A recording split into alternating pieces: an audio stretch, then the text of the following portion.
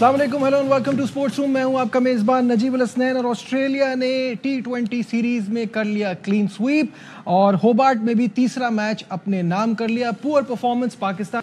जी, studio में हमारे साथ हैं स्पोर्ट्स कॉरेस्पॉन्डेंट शाहिद हाशमी साहब और टेलीफोन लाइन पे हैं बासित अली साहब, फॉर्मर टेस्ट क्रिकेटर। सबसे पहले शाहिद साहब आपसे शुरू करता हूं। सुन के ही अजीब सा लगता है जो पाकिस्तान टीम की परफॉर्मेंस है, बड़ी तकलीफ दे है। लास्ट 23 T20 मैचेस जो हमने खेले उसमें से हम 13वां हो गया, हम हार गए हैं। तो जो बार बार हम बात कर रहे हैं कि मॉडर्न डे क्रिकेट जिस तरह की होती है उसमें तो हम बहुत ही पीछे चल रहे हैं। कुदरत ने करम किया और ऑस्ट्रेलिया ने हमारे ऊपर बहुत बड़ा करम किया कि हम वनडे सीरीज़ जीत गए। उन्होंने पहले 2 मैचों में इतना सीरियस नहीं लिया पाकिस्तान को, तीसरे मैच में तो उन्होंने बिल्कुल ही सीरियस नहीं लिया। हम 2-1 जीत गए तो तवक्कुआत बहुत ज़्यादा बढ़ गई थी कि नहीं, T20 तो हमारा बेहतर फॉर्मेट है। 1 साल से नहीं है, उससे पहले हमारा T20 बहुत अच्छा फॉर्मेट था। लेकिन कोई गेम अवेयरनेस नज़र नहीं आई, कोई कोचिंग प्रॉपर नज़र नहीं आई। वनडे में कप्तानी रिजवान की बहुत अच्छी थी, लेकिन यहाँ चूंकि बैटिंग फेल हो गई, वहाँ पे बॉलिंग बहुत अच्छा कर रही थी। हम 2 मैच चेस करते हुए जीते और इतना बड़ा टारगेट नहीं था जो हम चेस कर रहे थे, तो वो खामियां सारी छुप रही थी बैटिंग की। बिल्कुल सही। यहाँ पे बैटिंग बिल्कुल एक्सपोज हो गई और पाकिस्तान की बैटिंग बड़ी बुरी तरह T20 क्रिकेट में एक्सपोज हो रही है। हमारे पास 6 हिटिंग बैट्समैन नहीं है। अगर आप एक चार्ट देखेंगे most sixes in an innings bye a batsman, तो उसमें 18 से शुरू होती है, साहिल चौहान के जो एस्टोनिया के हैं, वहाँ से नीचे नीचे नीचे नीचे आप चले आए तो पाकिस्तान का 8 में भी नहीं आता, कोई एक मैच में 8 वाला भी नहीं है पाकिस्तानी। और अगर आप ओवरऑल देखें तो T20 क्रिकेट खेलने वाले जितने टॉप ममालिक हैं, 12 जो इंटरनेशनल ममालिक हैं, आयरलैंड, बांग्लादेश और पाकिस्तान, वो 3 ममालिक हैं माशाल्लाह से जिनके किसी भी बैट्समैन ने 100 छक्के T20 इंटरनेशनल में नहीं लगाए।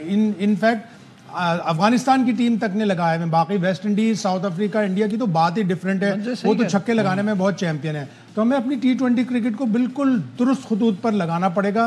नेशनल T20 और PSL नहीं, बल्कि इंटरनेशनली हम जाके जो खेलें बायलैटरल सीरीज, उनमें हमें आइडेंटिफाई करना पड़ेगा कि ये हमारे पावर हिटर है, ये हमारे 6 हिटर है और ये हमारे T20 के बॉलर हैं। अदरवाइज हम शायद एस्टोनिया और उससे भी पीछे आ जाएंगे। मुझे कोई सरप्राइज नहीं होगा, बिल्कुल आ भी सकते हैं। बासित भाई की तरफ बढ़ते हैं। बासित भाई, सबसे पहले मुझे बताइएगा, 2 मैच अगर जीते हो ना, आपका कप्तान रेस्ट कर ले के नए लड़कों को मौका देते हैं और देखते हैं अपने टैलेंट को, तो शायद बात समझ में आती है। आप 2 मैचेस हारे हुए हैं और उसके बाद आप तीसरे मैच में बैठ जाते हैं और फिर फील्ड पे भी आप नजर आ रहे हैं। ये चल क्या रहा था? मेरे ख्याल है बाबर की वजह से उसने सेक्रीफाइस करा है। असूलन तो आगा सलमान को रेस्ट कराना चाहिए था क्योंकि उसकी इतनी परफॉर्मेंस नहीं थी और माइट भी क्योंकि आपका हेड कोच चेंज हो गया है, तो मुझे ऐसा फील होता है कि पहले कह रहा हूँ शायद बाबर आजम का T20 में आखिरी मैच है जब तक आकिब हेड कोच। अच्छा, आप इतना स्ट्रॉन्ग स्टेटमेंट दे रहे हैं कि आपको लगता है कि ये बाबर आजम की T20 क्रिकेट खत्म होने वाली है? स्ट्रॉन्ग स्टेटमेंट नहीं है, जो नजर आ रहा है वो कह रहा हूँ मैं। Ground reality. आप बताइए ना, आपका प्रीमियम बैट्समैन है जिसकी 14 रन की एवरेज है 3 मैचों में, तो किस बात का प्रीमियम बैट्समैन है? देखिए, ये तो मैं एग्री करता हूँ इस बात से। और 8 ओवर पहले आउट हो जाता है। बिल्कुल सही है, मैं एग्री करता हूँ इस बात से, लेकिन बाकी भी तो कुछ नहीं कर रहे ना। हम एक अकेले बाबर पे तो बाकियों के पास इतना एक्सपीरियंस है, चाहे वो उस्मान हो, चाहे नियाजी हो, चाहे सलमान अली आगा हो, चाहे हसीबुल्ला हो, चाहे साहबजादा हो। 4000 रन है बाबर आजम के T20 नेशनल में। 4000 रन है, पाकिस्तान का टॉप रन गेटर है वो। बिल्कुल सही कह रहे हैं, लेकिन मसला वही है ना कि अभी देखिए इसमें भी का क्या फायदा जब आप पे ना ठहर सकें। डिबेट यही चलती है शायद साहब, क्या फायदा? हाँ, डिबेट यही चलती है कि जब आपका इतना एक्सपीरियंस है और पाकिस्तान टीम किसी कोलैप्स से गुजरती है तो उस कोलैप्स का हिस्सा बाबर आजम होते हैं, ना कि उससे निकालें। अंदर ही अंदर कुछ प्रॉब्लम लग रहा है। मैं बार बार कह रहा हूँ, अल्लाह करे वो प्रॉब्लम सामने आए और वो प्रॉब्लम सॉल्व हो जाए, इसलिए कि बाबर आजम पाकिस्तान को चाहिए। पाकिस्तान को ऐसा बैट्समैन चाहिए जो क्लासिकल बैट्समैन हो, जो T20 में ऊपर से पाकिस्तान को रन्स करके दे, जो वनडे में पाकिस्तान को ऊपर से 3 नंबर से रन्स करके दे। वो ODI का नंबर 1 बैट्समैन है, लेकिन पता नहीं उसको क्या चीज़ तंग कर रही है। वो बॉलर आउट नहीं कर रहा, वो खुद आउट हो रहा है। आज जैम्पा की जिस गेंद पे वो आउट हुआ है, ऊपर जाके खेलने की कोशिश की और यॉर्क हो गया। लेग स्पिनर पे आप यॉर्क हो रहे हैं, तो बाबर आजम को कोई चीज़ परेशान कर रही है। अब वो शेख सादी ही बता सकते हैं। बासित भाई, ये बताइएगा कि जैसी जैम्पा की बॉल की बात बताइए, तो वो तो किसी भी क्वालिटी लेग स्पिनर के सामने उनका यही हाल है। वो तो लेग स्पिन से मतलब बहुत एक्सपोज हो रहे हैं। बात ये नहीं है, अभी शाहिद भाई ने इतना बड़ा जुमला बोल दिया, क्लासिकल बैट्समैन है वो। क्लासिकल बैट्समैन है तो फिर क्लासिकल बैटिंग चाहिए होगी ना। T20 में क्लासिकल बैटिंग थोड़ी चाहिए होती है, वहां तो आपको स्ट्राइक रेट के साथ बैटिंग करनी होती है, आप वो भी नहीं कर रहे। आप देख लेंगे पहले 6 ओवर में किस तरह खेला है वो, उसके बाद किस तरह खेला है। 16 बॉल में 17 रन बनाए बाद में। आपको अभी से ही आपका टैलेंट यही है भाई, जो अभी आज नजर आ रहा है। सही बात है। आपको इसमें से ही आइडेंटिफाई करने होंगे कि किसको लेके जाना है आपने आगे, किसको यहाँ पे ड्रॉप करना है। जिम्बाब्वे सीरीज में कोई रन कर देगा, बोलेंगे वाह जी वाह क्या बात है। बच्चा टीम के सामने रन कर देते हैं, अच्छी टीम आती है तो 0 बन जाते हैं। सच है, ये हकीकत है, कोई माने या ना माने। देखिए अब हम अपने टैलेंट की बात करते हैं तो साहबजादा फरहान, इससे ज्यादा कौन रन करेगा पिछले 2 सीजन में टॉप परफॉर्मर। फिर उसके बाद आप आ जाइए, जादाद ने वनडे कप में भी अच्छा परफॉर्म किया था। जादाद को 8 नंबर पे भेजना भी, उसकी जो हिटिंग है 4 या 5 नंबर पे ऊपर जाके भेजते। जब आपका एक आउट हुआ था 58 रन पर और 6 ओवर पावर प्ले के हुए थे, तो वहां आपको हिटर की जरूरत थी। वहां आपको स्टडी करने के लिए सलमान आगा टाइप या इस टाइप के बैट्समैन नहीं चाहिए थे। वहां पे आपको हिटर चाहिए था जो वो प्रेशर, वो मोमेंटम मेंटेन करता जो बाबर आजम और हसीबुल्लाह ने बनाया। अच्छा, बात वही है बासित भाई, ये बताइएगा कि हमारे तो जो परफॉर्मर हैं, जो यंग लड़के आते हैं, वो भी यहाँ आके इतने मिस्कीन लगते हैं, इतने अंडर प्रेशर लगते हैं, लगता है कि वो इस चीज़ के लिए रेडी नहीं है। बिल्कुल सही जुमला बोला। हम लोग अभी T20 में रेडी नहीं है नजीब।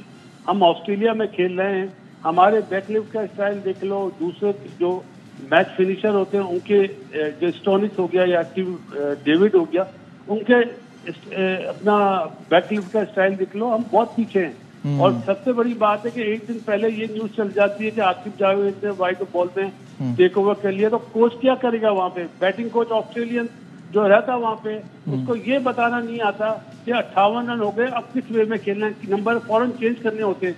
हमारे यहाँ तो पहले से 8 नंबर फिक्स होते हैं, इस नंबर पे यही जाएंगे, कोई नंबर चेंज ही नहीं होता है। बिल्कुल सही। सब अकल बढ़ रही थी, ये लोग सब पहाड़ों के पीछे छुपे हुए थे।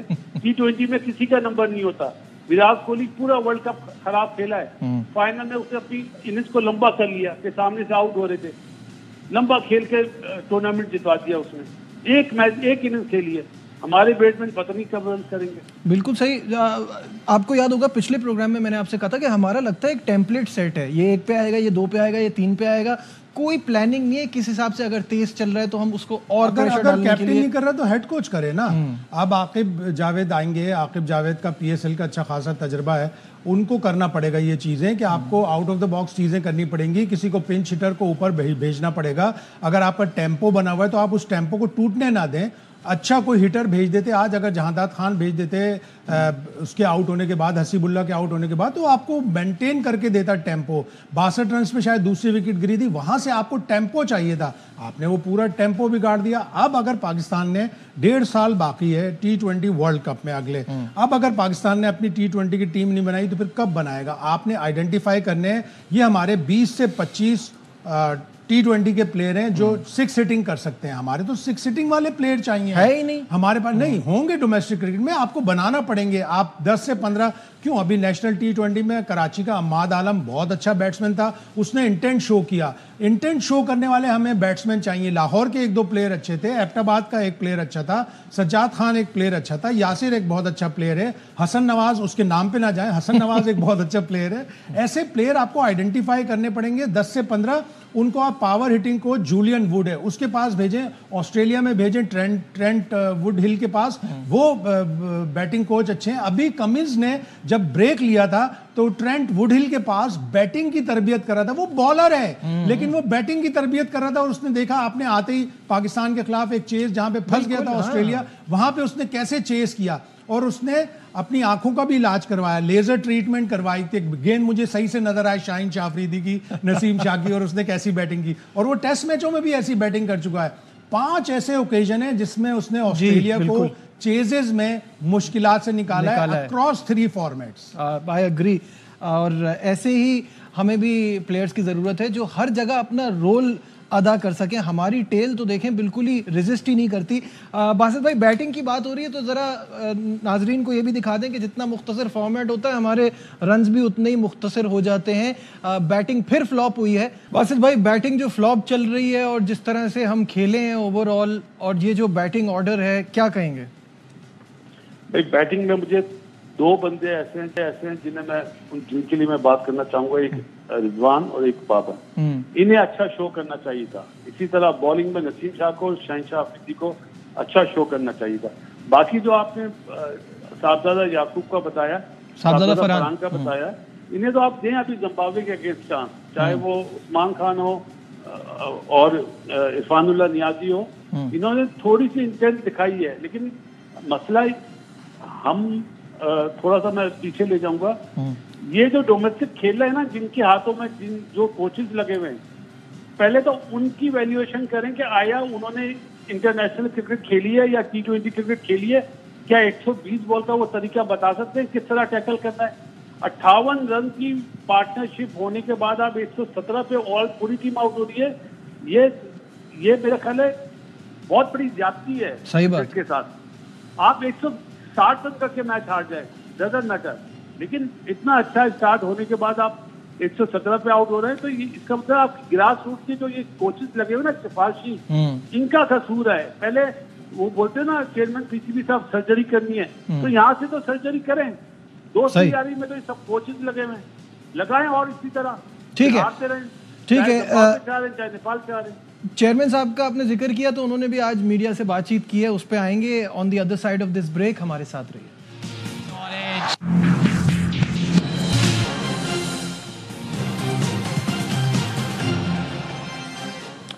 Welcome back once again to Sports Room. और अब बात करते हैं, चेयरमैन पीसीबी मोहसिन नकवी ने मीडिया से बातचीत की और उन्होंने आकिब जावेद को हेड कोच बनाने के हवाले से कहा कि उनको रिक्वेस्ट की कि वो अभी 3 महीने आके चीज़ों को संभालें, और उन्होंने उसको एक्सेप्ट किया। क्या कहना था आपको, पहले वो सुनाते हैं। वर्ल्ड चैंपियंस ट्रॉफी तक आकिब जावेद साहब से रिक्वेस्ट की है कि वो हेड कोच अपने फ़राइज़ सर अंजाम दे दें। उसकी वजह ये है कि हम जल्दी में कोई फिर दोबारा से कोच ले आएँ और कोई चीज़ हो इस तरह की, वो मुनासिब नहीं है। 3 महीने का गैप है, वो आकिब जावेद साहब पूरा करेंगे। डेफिनेटली उनका था थोड़ा सा कि मैं और चीज़ों पे फोकस करना चाहता हूँ, बट हमने उनसे रिक्वेस्ट की नहीं कि 3 महीने आप, उसके बाद हम उनके लिए 2 चीज़ें और वर्किंग कर रहे हैं, वो करेंगे। अच्छा बासित साहब, ये बताइएगा कि चेयरमैन साहब ने ये तो कहा है, साथ में उन्होंने वहाब रियाज के लिए भी कहा है कि उनको सिर्फ सिलेक्शन कमेटी से हटाया था, वो भी काम कर रहे हैं, अब्दुल रज़ाक भी साथ हैं, मोहम्मद यूसुफ भी साथ हैं। इन तमाम चीज़ों पर क्या कहेंगे? अब मैं क्या कह सकता हूँ, चेयरमैन साहब ने इतनी बड़ी बात बोल दी कि हमने रिक्वेस्ट करी आकिब के आकिब को बोला कि 3 महीना आप काम कर दें। तो क्या आकिब के अलावा और कोई लोग नहीं है क्या चेयरमैन साहब को यूनुस खान नजर नहीं आता? क्या राशिद लतीफ नजर नहीं आता? क्या शोएब अख्तर नजर नहीं आता? और जो बात आपने अभी बताई है मुझे कि वहाब रियाज, रज़ाक और यूसुफ के लिए उन्होंने बात बोली है, तो मैं चेयरमैन साहब की, मेरे ख्याल है ये आवाज़ पहुंचेगी मेरी चेयरमैन साहब तक। तौसीफ अहमद और सलीम जाफर ने भी क्रिकेट जो खेली है पाकिस्तान के लिए खेली है, नेपाल के लिए नहीं खेली है उन्होंने, जो उन्हें आपके टेन्योर में हटा दिया गया और उमर रशीद जैसे सिफारशी लोगों को रख दिया गया। तो इस पे भी कोई है अपना मीडिया वाला आदमी जो सवाल पूछे कि उन लोगों को आपने क्यों हटा दिया? जब सारे क्रिकेटर्स को चेयरमैन साहब बोल रहे हम साथ रखेंगे तो उन्हें भी रखें। फिर देखिए, व्हाइट बॉल में एक ऐसा कोच चाहिए जिसने एम्ब्रोज को शारजा में लंबे लंबे छक्के मारे थे। वासिद भाई क्या कहेंगे? शाहिद भाई ने बात बोल दी है, तो अगर आप चाहते हैं मैं जवाब दे दूं तो सुन लें जवाब। ये जितने भी माशाल्लाह कोचेस लगे हुए हैं ना, जैसे कोचेस बासित अली की जेब में रहते हैं। वाह वाह, इसीलिए मैंने कहा कि जिसने एम्ब्रोज को छक्के मारे, जेब से निकाल के दे दे, हमें जरूरत है। जरूरत है। प्यासा कुएं के पास आता है या कुआं प्यासे के पास जाता है? ये बात भी सही है। बहुत बहुत शुक्रिया। हमारे साथ थे शाहिद हाशमी साहब, हमारे साथ थे। आज के प्रोग्राम में बस इतना ही। दीजिए अपने मेज़बान नजीबुल हसनैन को इजाज़त। अपना बहुत ख्याल रखिए। अल्लाह हाफिज़।